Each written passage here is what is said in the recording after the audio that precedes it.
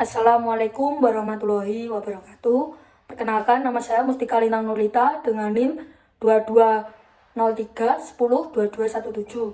Di sini saya akan mempresentasikan berita yang berjudul bagaimana pandemi COVID-19 mengganggu pola inflasi Indonesia 2020. Sumber Tirto ID yang diupload pada tanggal 5 Agustus 2020. Badan Pusat Statistik atau BPS mencatat pandemi COVID-19 telah mengganggu pola inflasi di Indonesia. Hingga Juli 2020, BPS menyatakan pergerakan inflasi sudah meninggalkan trennya, seperti yang terjadi di 2019.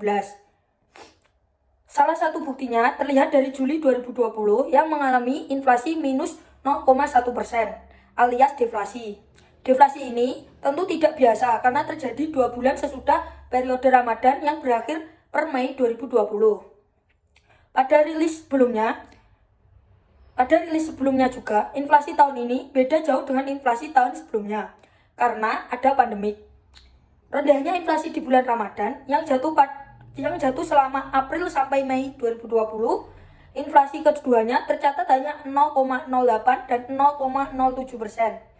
Idealnya, inflasi seharusnya terjadi di Ramadan seperti Mei sampai Juni 2019 di kisaran 0,68 dan 0,55%. Kondisi Ramadan 2020 memang berbeda, karena jumlah uang yang beredar tak banyak.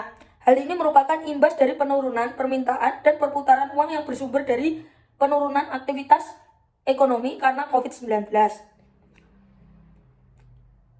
Yang paling ketara adalah rendahnya inflasi pendidikan, padahal bulan Juli bertepatan dengan pembukaan tahun ajaran baru.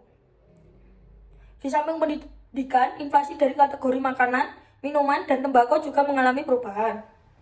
Selama Juli 2018 dan 2019, kelompok pengeluaran ini mengalami inflasi 0,45% dan 0,24%. Di 2020, justru tercatat inflasi minus 0,73%.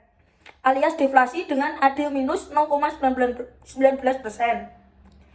Kelompok bahan makanan juga sama. Selama Juli 2019 terjadi inflasi 0,8% dengan andil 0,17%.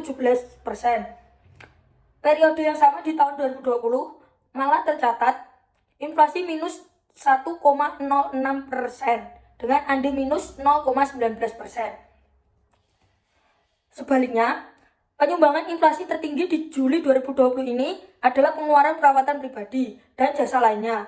Inflasi mencapai 0,93% dengan andil 0,06%. Kedua angka itu adalah yang tertinggi dari 11 kelompok indikator yang dipantau BPS.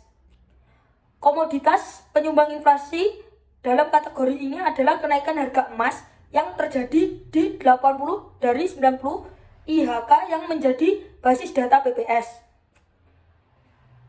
Andil inflasi emas sendiri mencapai 0,05%. Sejalan dengan itu, harga emas antam juga menunjukkan kenaikan hingga di posisi puncak Rp1.028 juta per gram. Padahal selama 2019 hingga sebelum pandemi COVID-19 di awal Maret 2020, harga berfluktuasi di kisaran 600 sampai 700 ribu per gram. Penurunan daya beli adalah salah satu perubahan terbesar yang diakibatkan COVID-19.